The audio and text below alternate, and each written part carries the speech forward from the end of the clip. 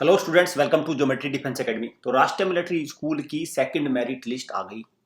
तो यहाँ पे हम बहुत सारी चीज़ें मैं कहूँगा आपको, मैं क्लियर करूँगा कि क्या करना है अभी। सेकंड मेरिट लिस्ट क्या है, वेटिंग लिस्ट क्या होती है, किन की आएंगी, वो डाउट मैं एक तो दूर कर दूंगा आपका।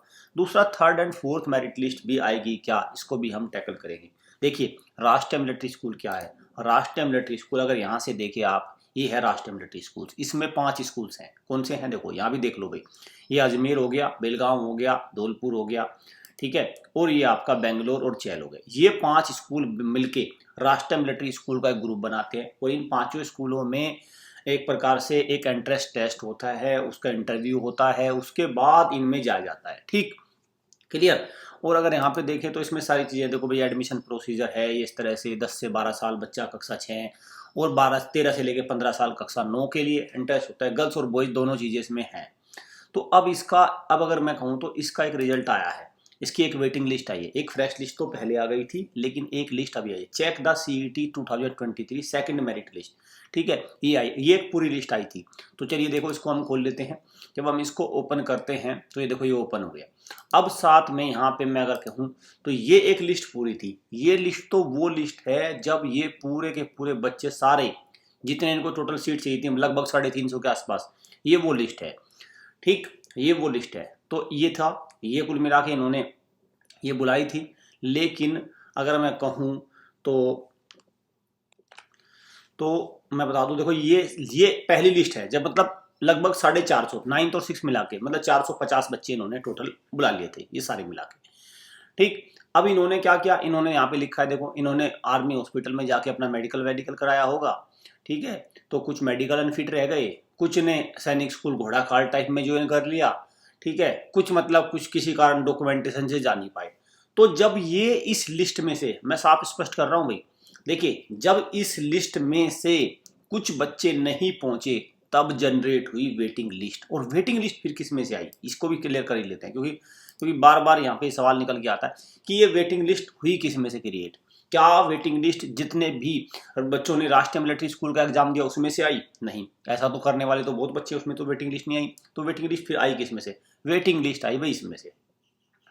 देखो, ये एक CET, ये रहा, सिलेक्टेड फॉर एडमिशन टू, देखो, वेट के joining letter has been sent. हाँ, ये तो है ही, चलो ठीक है, ये तो क्लियर। देखो मैं दिखाता हूँ, हाँ, ये एक लिस्ट है, ये एक लिस्ट है। ठीक है, ये एक लिस्ट आ गई।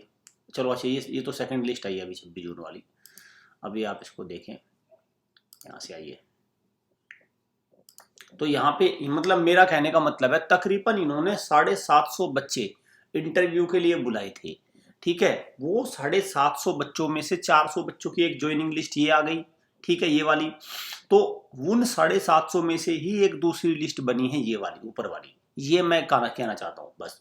ये मेरा कहने का मतलब है, क्योंकि पेरेंट्स कहते हैं सर, चाहे किसी के 100 नंबर भी हो, कैसा मेरा भी वेटिंग लिस्ट में आ जाए। अरे वेटिंग लिस्ट ऐसा नहीं है कि कोई भी, ठीक है, ये रहा कोई इनमें से लिस्ट ऑफ क्लास 6, इनमें से बच्चों की ये जो, ये देखो, ये अगर मैं कहूँ कक्षा 6 की टोटल जो लिस्ट बनी थी, जिनके इंटरव्यू हुए थे, इसमें से ये लिस्ट जो इंटरव्यू दे के आ चुके, उसमें से ये लिस्ट बनी है।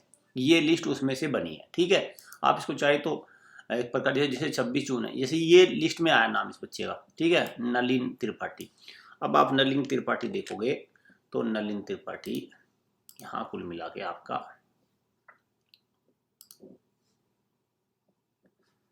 ये एक हो गया, और ये वाला एक है। इसमें अगर मैं देखूं, ठीक है, ये रहे। तो ये मतलब इन्होंने अजमेर में इंटरव्यू दिया था, तो अब इनको एक प्रकार से वेटिंग में बुला लिया गया। समझ गए? Is that clear? तो ये वाली बात है। तो फिर कहते हैं कि सर, जिसने पेपर दिया था उसका भाई अभी नहीं कुछ कह सकते। अभी तो पहले मुझे लगता है इसमें से ये सीट भर जाएंगी, अगर सीट खाली रह जाएंगी तो उसमें से बुलाएंगे, अदरवाइज वही चलेगा सेम। ठीक, ये वाली इसमें कहानी है। अंडरस्टूड? तो ये रहा। हाँ, अब आपको मैं बता दूं भाई, देखो, ये वेटिंग लग गई। अब सवाल ये उठता है, क्या अगली वेटिंग लिस्ट भी आएगी? देखो, मुझे लगता आएगी। मैं क्यों कह रहा हूँ आएगी?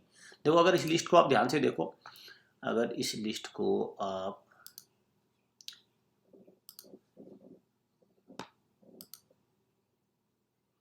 ये वाली लिस्ट, ठीक है, देखो ये वाली लिस्ट को अगर ध्यान से देखो तो ये लिस्ट कितने हैं, ये टोटल भाई आपका 125 के अराउंड स्टूडेंट्स है ये। ठीक है, ये कितने हैं भाई, 40 40 80 120, हाँ वही 125 बच्चे हैं। अब ये जरूर ये तो बात पक्की है कि 125 के 125 बच्चे तो ज्वाइन कर नहीं रहे, क्योंकि इसका एक कारण ये भी है कि इन्होंने बहुत सारे बच्चों ने, जहाँ तक मुझे लग रहा है कि इन्होंने भाई सैनिक स्कूल में इनको राउंड में कोई सा ना कोई सा मिल गया, वहाँ पे भी ज्वाइन कर लिया होगा किसी ने, घोड़ाखाल वगैरह, या दूसरा अच्छा स्कूल जो उसका मेन चॉइस है, चित्तौड़गढ़ है, नालंदा है, या झारखंड तिरैया है, जो भी कुंजपुरा है, ठीक है, वो सैनिक स्कूल उसने अपना चूज कर लिया होगा, तो कुल मिला के वो वहाँ चला गया। तो मेरा ऐसा मानना है कि इसमें अभी तीसरी और चौथी लिस्ट भी आएगी, पांचवी तक भी आ सकती है, हालांकि नंबर बहुत कम रहेगा इसमें। आप बहुत सारे बच्चे सोच रहे कि लिस्ट आएगी, लिस्ट ऐसा नहीं कि हजारों की लिस्ट आएगी, जैसे 125 की आई है तो हो सकता है अगली बार 50-60 की आए, ठीक, हो सकता है अगली बार 20 की आए, फिर अभी 4-5 की रह जाए आखिरी में। मतलब कुल मिला के ये है कि तब तक ये लिस्ट आएंगी जिसमें जब तक ये वैकेंसी भरी ना जाए, और कैटेगरी वाइज आएंगी।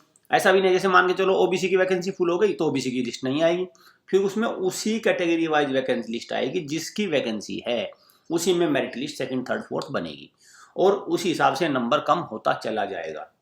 ठीक है, तो यहां तक ये बात तो क्लियर हो गई। अब सवाल उठता है कि सर अब हम क्या करें भाई, जिसका मान के चलो जो बहुत सारे पेरेंट्स आते हैं कि सर मेरा वेटिंग में आ सकता है, मतलब इंटरव्यू दे के आ गया बच्चा, तो मैं क्या करूं। देखिए मेरा उसके लिए, बच्चे के लिए सबसे बढ़िया सुझाव ये है कि सबसे पहले वो ये देखे कि सैनिक स्कूल में उसके क्या चांसेस बन रहे हैं, क्या सैनिक स्कूल में उसके पास है। अगर उसके पास सैनिक स्कूल में चांसेस बन रहा है, ठीक, तो वो क्या कर सकता है, वो अभी 1-2 बार रिकंसीडर का डाल के तब तक थोड़ा और वेट कर ले एक लिस्ट में, और पता चल जाएगा। एक तो तरीका ये है, नहीं तो कोई दिक्कत नहीं, अपना वही सैनिक स्कूल ज्वाइन कर ले, और फिर भी उसके दिमाग में संकोच है तो फिर संकोच मिटेगा इससे। ठीक है भाई, संकोच मिटेगा आपका इससे मिटेगा संकोच, क्लियर, इससे संकोच मिटेगा। ये बैच है टारगेट बैच, ठीक, कक्षा 6 और कक्षा 9 के लिए। अब कहेंगे सर हमारे पास तो डेट ऑफ बर्थ नहीं है, अरे कोई दिक्कत नहीं है, डेट ऑफ बर्थ नहीं है, नाइन्थ की तैयारी में जुट जाओ, और नहीं तो कोई बात नहीं, सैनिक स्कूल को ज्वाइन कर लो।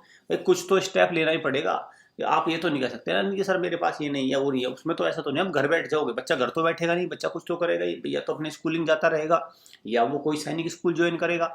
और सैनिक स्कूल में और मिलिट्री स्कूल में पढ़ाई के मामले में मैं कह दूं कि 1% का भी फर्क नहीं है भाई, इस बात को ध्यान रखना, ये पेरेंट्स इस बात को ध्यान रखें कि सैनिक स्कूल में मिलिट्री स्कूल के पढ़ाई के लेवल में 1% का डिफरेंस नहीं है। तो डिफरेंस है कहाँ, तो डिफरेंस है भाई, देखो यहाँ दिखा देता हूँ मैं, डिफरेंस है इस चीज में, ये है असली डिफरेंस। और यही सारा मसला है। ये जो मिलिट्री स्कूल है इनका जो फी स्ट्रक्चर है, फी बहुत कम है इनमें, ये है देखो, इनमें देखो ये लिखा है सीधा सीधा कैटेगरी, इनमें 12,000 18,000 है डिफेंस वालों के लिए, और मतलब सिविलियन के लिए 51,000 है, 32,000 है, और ये भी अगर इनकम सर्टिफिकेट 3 लाख से कम का है ये भी वापस हो जाते हैं। ठीक, तो मेन अंतर है सैनिक स्कूल में मिलिट्री स्कूल में, ये मेन अंतर है ये। आप सोचें कि मिलिट्री स्कूल में सैनिक स्कूल के मुकाबले बहुत अच्छी पढ़ाई होती है, इनफैक्ट मैं कहूँगा कुछ सैनिक स्कूल है जिनमें मिलिट्री स्कूल से बहुत अच्छी पढ़ाई होती है, जैसे घोड़ाखाल है, नालंदा है, और आपका और भी सैनिक स्कूल है, सैनिक स्कूल सुजानपुर तिरा है, तो इनमें कहीं किसी भी मामले में इनसे पढ़ाई कम नहीं होती, अच्छी पढ़ाई होती है इनमें भी। ठीक है, क्योंकि इसका कारण ये भी है, देखो भाई इनके पास तो पैसे हैं भाई, पढ़ाई के लिए कम से कम पैसे भी तो लगते ही हैं, तो सैनिक स्कूलों के पास इंफ्रास्ट्रक्चर की तो कोई कमी है नहीं, और वो तो बच्चों से फीस लेते हैं, तो ऐसा भी नहीं उनको सरकार से डिपेंड होना है।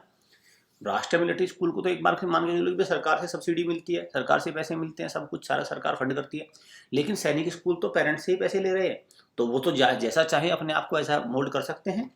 तो उनमें पढ़ाई के मामले में किसी भी सैनिक स्कूल में मिलिट्री स्कूल से 1% की पढ़ाई कम नहीं होती।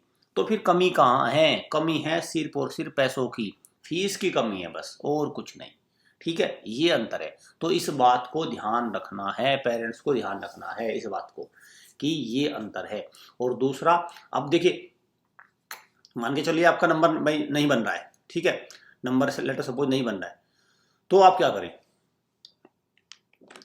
तो देखिए आपको करना है भाई सीधा सीधा तैयारी में जुट जाओ, तैयारी करते रहो। और तैयारी करने का फायदा, एक पेरेंट्स मुझसे पूछते हैं सर हमें वेट करना चाहिए कि तैयारी करनी चाहिए, अरे कैसी नादानी है, ये बात बच्चा पूछे तो ठीक है, लेकिन पेरेंट्स भी पूछते हैं इस तरह की बातें, तो इसमें आपको सीरियस होना होगा, अपने थोड़ा सा ये है कि सीरियसली इसको टैकल करना होगा कि वेट करें। वेट करने से क्या होगा, वेट करने से बच्चे की उम्र तो थम नहीं जाएगी, ना ही वो घर पे बैठा बैठा कुछ ज़्यादा ज्ञान अर्जित कर लेगा, ना ही उसके करियर में कुछ उबाल आ जाएगा। करना क्या होता है, करना हमेशा ये होता है कि जो राष्ट्रीय मिलिट्री स्कूल में हो गया हो गया। आप रिटर्न में पास नहीं हुए, आप रिटर्न में पास हो गए, आप इंटरव्यू में पास नहीं हुए, इंटरव्यू में नहीं हुए, जो भी है वो एक यथास्थिति बनी रहेगी, वो जैसा चल रहा है चलता रहेगा। आप सैनिक स्कूल में जो स्कोर आ गया। लेकिन अगर आपका भाई ये मान के चले किसी बच्चे का सैनिक स्कूल में 200 सवा 200 नंबर रह गया, अब वो वेट कर रहा है कि सर क्या पता आ जाए, क्या पता आ जाए, क्या पता आ जाए। अरे सैनिक स्कूल में लेटर सपोज आप भी गया तो तुम फसड्डी होंगे वहां पे भी जाके, वहां पे भी सैनिक स्कूल में जो लास्ट बेंच होगी वहां पे बैठे हुए जाके। अरे वहां पे तो सारे के सारे भाई जो बच्चा 4 महीने पहले से पढ़ रहा है, जो पढ़ के गया लगातार फ्रेश लिस्ट में गया है, वो आपसे तो कहीं ना कहीं ज्यादा बुद्धिमान हो गई भाई, वो 200 वाले से ज्यादा बुद्धिमान हो गई। अगर लेटर सपोज 200 वाले का नंबर आ भी गया, हालांकि सपने में भी नहीं आने वाला, पर आ भी गया, या या या कुछ भी ऐसी स्थिति बन गई, तो कुल मिला के फाइनली निष्कर्ष ये निकलता है कि होता इसमें यही है कि भाई बच्चा एकदम फ्रेश होता है तो तैयारी में जुटा रहे और दमदार तैयारी करता रहे, जो होगा होगा। और फिर आपको क्या होगा, इधर तैयारी है, इधर हो सकता है आपका वेटिंग में आ जाए, तो दोनों तरफ से आप विन विन सिचुएशन में बने रहेंगे। और मैं बार बार कह रहा हूँ, ये हमारा टारगेट बैच है, लाइव बैच है, हमारे हॉस्टल बैचेज को भी आप ज्वाइन कर सकते हैं। सबसे दमदार तैयारी होती है हमारे हॉस्टल बैच में। इस नंबर पर कॉल करके हॉस्टल बैच के बारे में प्रॉपर इन्फॉर्मेशन ले लो।